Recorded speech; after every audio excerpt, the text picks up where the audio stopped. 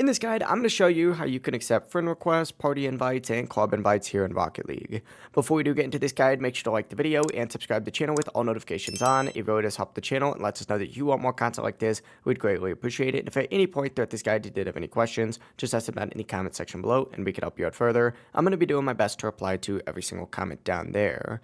But from the main menu, here in Rocket League, what you're going to want to do is press R2 or the equivalent button on your controller, or just select the little friends icon down here to open up your friends list. And once you're inside your friends list, go ahead and tab over to the notification sections. And as you can see, I honestly have so many notifications right here. That's actually insane. But this is where you're going to see friend requests, party invites, club invites, and other invites. If you're on PlayStation or Xbox, sometimes invites will also pop up in the top right of the screen. On other consoles, though, or on PC, they might not show there. So checking notifications is always the most reliable method. But inside the notification tabs, what you could do is highlight the friend request right here and open it up, and then essentially find whatever one you want. Hit the green little check mark to accept it. For the party invite, it's pretty much the exact same thing. Open up the party invite section, highlight it green to accept it. And then, of course, for the club invite, just do the exact same thing, highlight it green to accept it. But that is it. If you don't immediately join the party, then that's a whole nother issue. But you should immediately join the party, add a friend, or join the club depending on what you did select.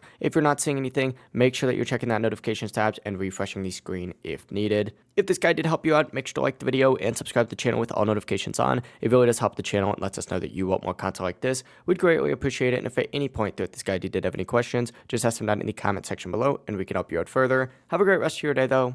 Peace.